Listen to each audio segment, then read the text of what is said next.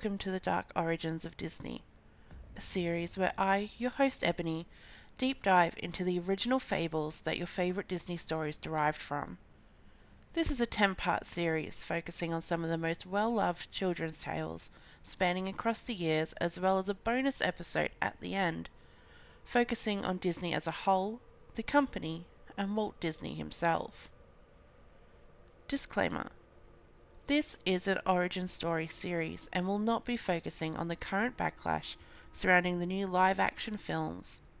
Also, spoilers ahead. With that being said, my name is Ebony. This is the Film Spark podcast. And you're listening to episode 3, Cinderella.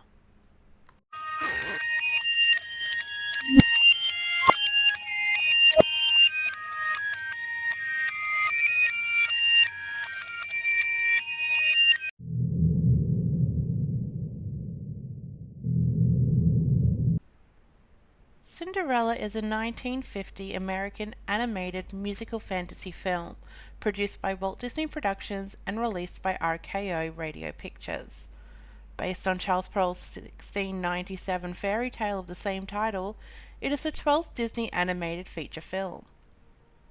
Following the story of a beautiful young girl who is forced into virtual slavery by her cruel, exploitative stepmother and jealous stepsisters, Cinderella, with the aid of animal friends and the enchantments of a fairy godmother, is able to attend a royal ball where she has until the final stroke of midnight to win the heart of Prince Charming.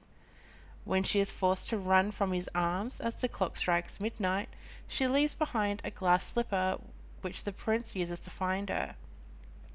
Soon after, the two are married. The film was considered an enormous gamble for Disney. During the World War II years, production cutbacks at his company relegated him to producing primarily cartoon shorts. Furthermore, had Cinderella been a box office failure, it was quite possible that the fledgling Disney empire may have crumbled. However, the public responded overwhelmingly to Disney's spin on the tale. He also had the foresight to pioneer ancillary merchandise and music rights from the film into major moneymakers, thus financing his ultimate dream project, the construction of Disneyland.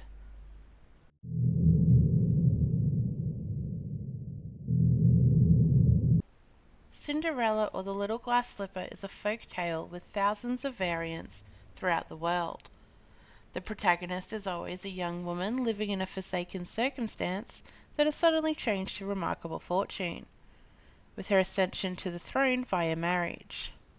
The story of Rhodopus, recounted by the Greek geographer Strabo sometime between 7 BC and AD 23, about a Greek slave girl who marries the king of Egypt, is usually considered to be the earliest variant of the Cinderella story. The first literary European version of the story was published in Italy by Giambattista Basile in his Pantomime in 1634.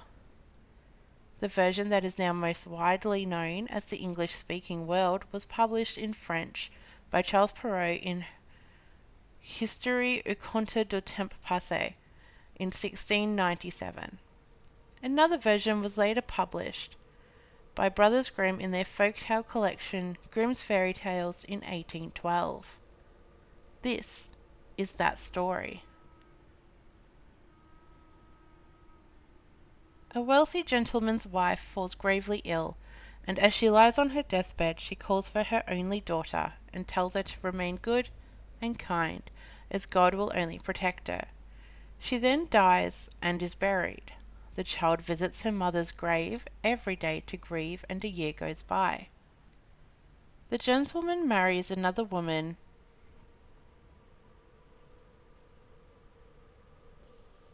with 2 older daughters from a previous marriage. They have beautiful faces and fair skin, but their hearts are cruel and wicked. The stepsisters steal the girl's fine clothes and jewels and force her to wear rags. They banish her into the kitchen and give her a nickname like Ashful.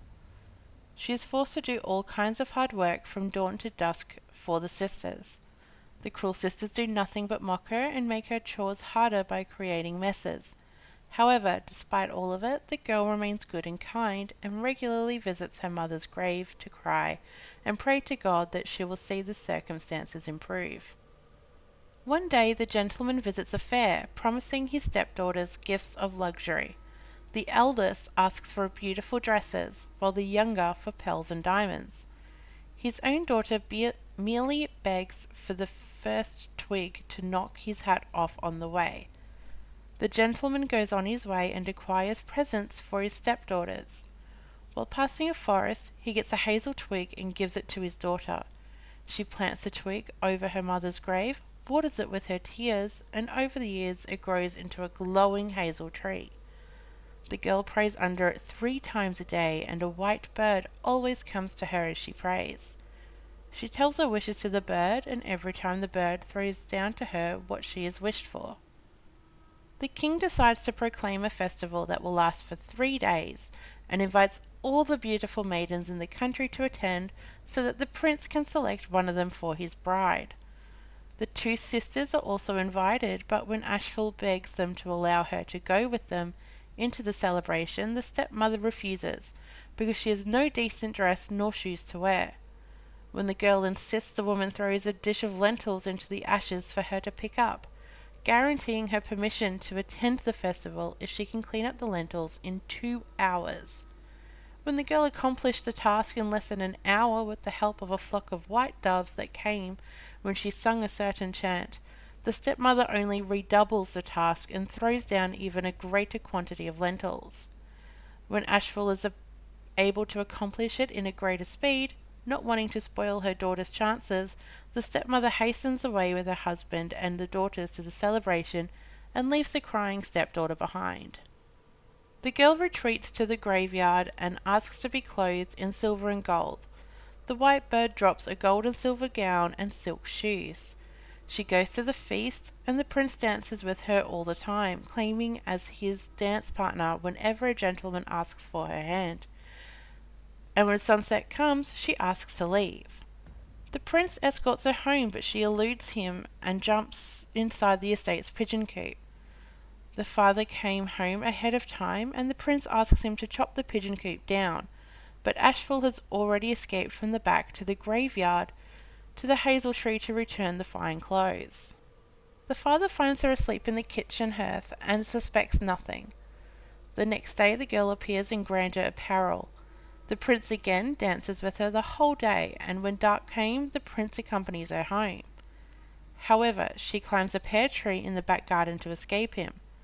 The prince calls her father, who chops down the tree, wondering if it could be Ashful, but Ashful was already in the kitchen when the father arrives home. The 3rd day she appears dressed in grand finery with slippers of gold. Now the prince is determined to keep her and has the entire stairway smeared with pitch. Ashful, in her haste to elude the prince, loses one of her golden slippers in that pitch. The prince picks the slipper and proclaims that he will marry the maiden whose foot fits the golden slipper. The next morning the prince goes to Ashful's house and tries the slipper on the eldest stepsister. Since she will have no more need to go on foot when she will be queen, the sister was advised by her mother to cut off her toes to fit the slipper. While riding with the stepsisters, the 2 magic doves from heaven tell the prince that blood drips from her foot. Appalled by the treachery, he goes back again and tries the slipper on the other stepsister. She has cut a part of her heel to get her foot into the slipper. And again the prince is fooled. While riding with her to the king's castle, the doves alert him again about the blood on her foot. He comes back to inquire about another girl. The gentleman tells him that his dead wife let a dirty little Cinderella in the house, omitting to mention that she is his own daughter, and that she is too filthy to be seen. But the prince asks him to let her try on the slipper anyway. Ashful appears after washing clean her face and hands, and when she puts on the slipper, which fitted her like a glove, the prince recognizes her as the stranger with whom he has danced at the festival, even before trying it on. To the horror of the stepmother and the 2 limping sisters, their merely servant girl had won without any subterfuge. The prince put Ashful before him on his horse and rode off to the palace. While passing the hazel tree, the two magic doves from heaven declare Ashful as the true bride of the prince, and remained on her shoulders, one on the left and the other on the right. In a coda added in the second edition of the 1819 version, during Ashful's royal wedding, the false stepsisters had hoped to worm their way into her favour as the future queen. But this time they don't escape the princess's silent rage, which she kept to herself until that day. As she walks down the aisle with her stepsisters as her bridesmaids, Ashful doves fly off her shoulders and strike the two stepsisters' eyes, one in the left and the other in the right. It is their last chance of redemption, but since they are desperate to win the new princess's affections, they don't give up and go through the ceremony.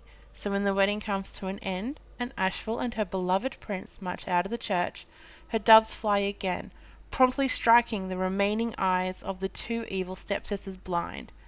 A truly awful comeuppance they have to endure. Then finally free from abuse and enslavement, Ashful leaves her family forever to be a princess with the prince, while her stepsisters live their lives in blinding as her father and stepmother are in disgrace. That brings us to the end of episode 3, Cinderella in the Dark Origins of Disney series. Join me next week for the episode 4, Mulan. My name is Ebony. This is the Film Spark podcast, and thank you for listening.